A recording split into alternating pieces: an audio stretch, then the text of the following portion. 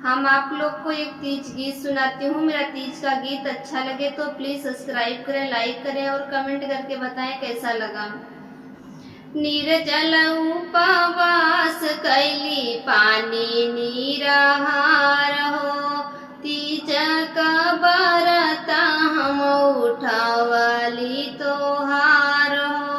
निर्जल उपवास कैली पानी निराहार हो, तीज का बरता हम उठावली तोहार हो।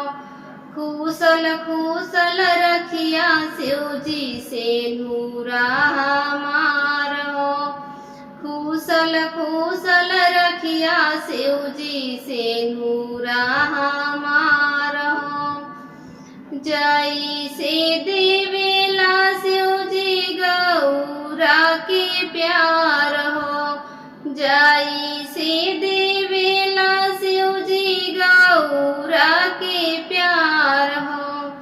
वसाहिया माने हमके पियावा हमार हो, वसाहिया माने हमके पियावा हमार हो।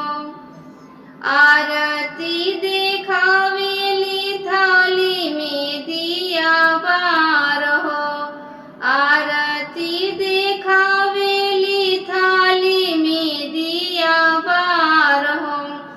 असाही बनल रहे हमर परिवार हो, असाही बनल रहे हमर परिवार हो। अरे खुशल खुशल रखिया शिवजी से नूरा हमार हो, खुशल खुशल रखिया शिवजी से नूरा हमार हो।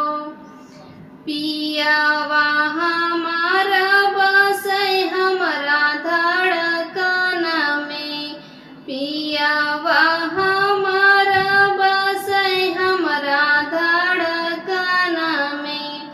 हमर संसार बाटे उनका चरण में, हमर संसार बाटे उनका चरण में। निर्जल उपवास कैली पानी निराहार हो, निर्जल उपवास कैली पानी निराहार हो।